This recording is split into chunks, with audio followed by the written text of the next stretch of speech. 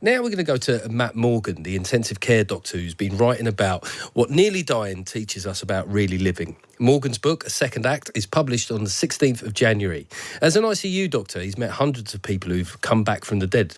Their hearts having stopped, their bodies unresponsive, before they were miraculously saved thanks to the modern resuscitation techniques in which Matt specialises. He's been finding out whether people's near-death experience was a transformative moment for their second chance at life. Dr. Matt Morgan, welcome to Times Radio. Thank you. Tell me about this book and the kind of themes that you explore within it.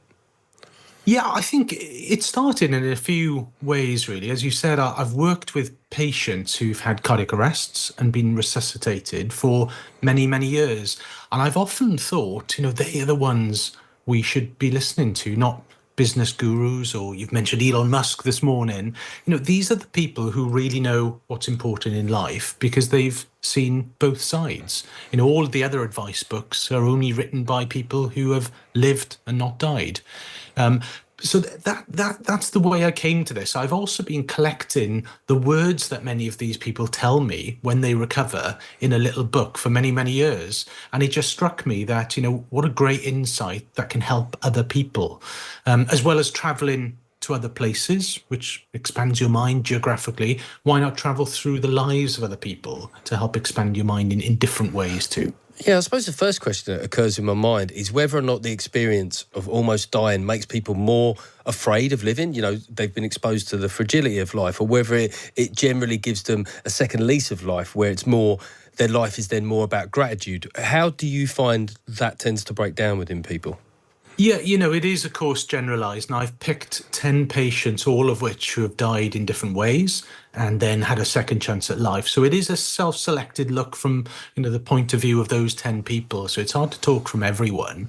But you're right. There is definitely a phenomenon known as survivor's guilt, for example. Even people who survive a cardiac arrest from a heart attack, often they say things like, why me? Why did I survive? And why did other people not?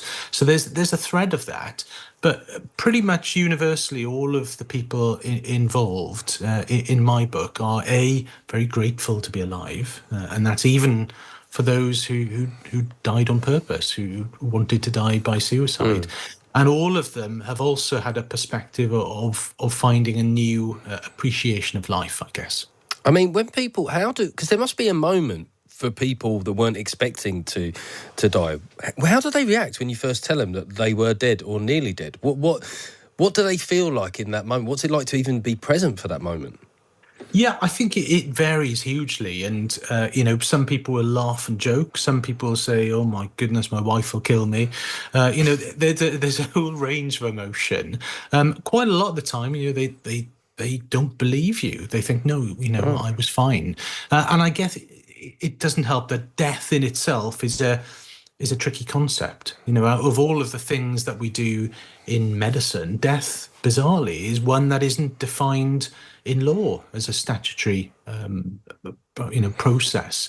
It's something which is much more continuous nature rather than something that's written down in law, so to speak. And just to ask you personally, when you have resuscitated somebody and brought them back, from the dead, how does that feel? I mean, it's not wrong to say that must be a positive experience. Is there a certain euphoria that goes with that, or do you feel panicked afterwards as you reflect on how delicate that situation must have been?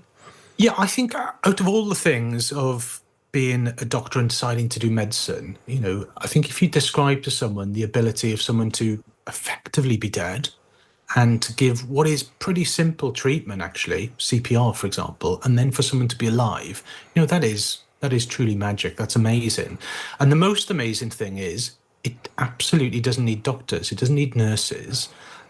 Most of the time, the reason the people have survived is because people they love, complete strangers, have done amazing things. They've rescued them, they've pulled them from the sea, they've done CPR, which all of us should learn and can do. That actually is the most powerful thing, not the things I or my team do in the intensive care unit. I mean, a lot of us, the cliche perception we'd have of a near death or death, as you say, people that have technically been dead for sometimes minutes, is we think of travelling towards a light. Is that in any way accurate? Is that just a cliche, or do people tend towards a religious understanding of it, or even a supernatural one? Yeah, that's definitely described, and a lot of people in this book, probably about half of them, describe that phenomena. And in fact, I found an amazing study where there was a chap who, because of severe end-stage cancer, he had in place a do not resuscitate order, and he happened to be in a study at that time doing scans of his brain for another reason, effectively. It was a special study called an fMRI study that shows different bits of your brain lighting up at different times. And he happened to die during that scan. Wow. Now, because there was a do not resuscitate order in place, he died during the scan. And when the scientists analysed the results, the amazing thing was the bits of your brain that light up are, wait for it, bits which memory is important for, bits which images are important for, and bits which light is important for. In other words, it appears, at least in his case, when you die, you see images, probably from the past, you remember things from the past, and you probably see a white light. And that's Wow, not that's a incredible. yeah, it's not a religious phenomenon. That is the process of brain or neuronal or cell death, if you like. I mean, that was a moment of chance, obviously, in a very negative way. But is that the only case that we have of somebody's brain being scanned to that detail at the point of death? Yeah, certainly that amount of detail. There are some others where there's electricity readings of the brain and so on, and they show something quite similar. They show signs of nostalgia or memory, if you like, lighting up. But that's certainly the only scan in that amount of detail. There's an incredible phrase you use in the book when you reflect on patients in a slightly different position in intensive care, who, as you put it, are in the thick fog of between life and death. How does that fit in the spectrum of people experiencing death or near-death experiences? Yeah, I think that's probably because, death, as I said, it isn't defined in law, although we have to assess it as doctors and others. But there is this grey zone, this transition phase. And of course, the 10 patients in the book, they hadn't really died, although if this resuscitation had been unsuccessful, they would have remained dead. So, there is this weird grey zone, as I call it, a fog between life and death. And I suppose after writing this book, I wanted to try to kind of get into that fog a little bit more and appreciate, what these people have been through. And that's tricky to do. It's tricky to do unless unless you yourself are unwell. But what I managed to do in the end, which is theatre to an extent, is I actually held a living funeral with me and my friends to try to enter into that fog, even if it's just a little bit. The causes of death are, so wide and varied: lightning strike, hypothermia, overdoses, heart attacks. I mean, is the cause of someone's near death a huge factor in how they approach what you call their second act? Yeah, I think yes and no. I think it's a universal survival thing, which makes you look back and appreciate life. There's a great phrase that somebody used here in the book, which is you have two lives. Your second life starts when you realize you have one. And I think that really summarizes, a lot of the changes that the people feel in the book. But yes, of course, there are people who have died because of sheer bad luck, if you like. There are people who have wanted to die on purpose, as is the case of one of the people in the book, and that changes the perspective that they have a lot, actually. But I think overall, the experience they come out with, the reason they go into it is probably not as important. You mentioned there that phrase about, can you repeat that phrase? I think it's worth repeating about your second life starts when you realise you've got one. I've completely butchered it, but can you just remind me? Yeah. Yeah. So I think the phrase captured is we have two lives. The second begins when you realise you have just one. Okay, so what that made me wonder is there a kind of community-based online element for this? Do people that have gone through this try and congregate? Because that phrase sort of alludes to the idea that there are people that collectively think more deeply about this subject. Yeah, I think, there is a community of cardiac arrest survivors, and importantly, there's a community of people who've done CPR on other patients too, because that in itself is a huge thing to go through. But I think more broadly, the point of this book, it isn't really about death. It's about life. It's not morbid. Yes, it encounters the things that all humans will go through, which is death. Death is life's greatest invention, as Steve Jobs once said.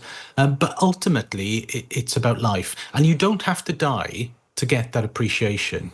I hacked it, if you like, by arranging my own living funeral to try to have a taste of that. But there's ways of getting there without having to die yourself. And that's what I hope. I hope people will read the book and realize that, they have two lives. The second begins when they realize they have one through the experiences of others, for example. I mean, you witness people, as you say, that die through pure bad fortune in the case of lightning strikes or some undetected or dormant heart diseases. Does it sometimes make it difficult for you to look at people that live recklessly within their own lives? Would you be keen for them to read this book to learn certain moral messages?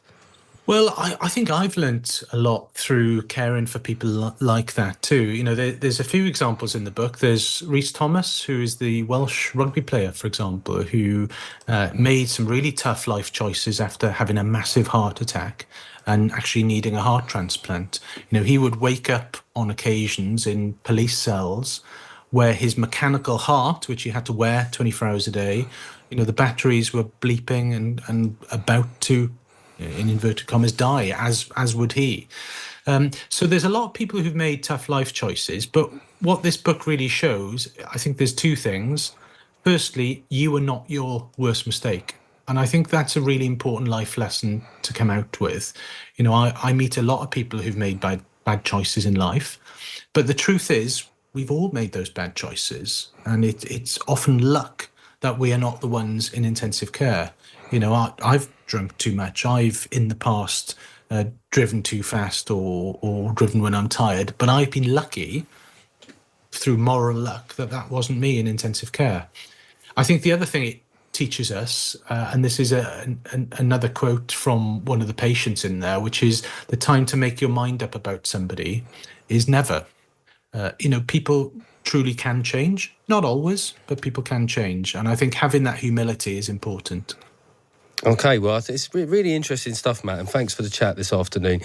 Your book, Matt Morgan's book, A Second Act, What Nearly Dying Teaches Us About Really Living, is available to order at timesbookshop.co.uk, where Times Plus members can enjoy a 20% discount on that and thousands of other titles. Alexis Conran is going to be here from 1, but next, album recommendations old and new. This is Geoff Norcott on Times Radio.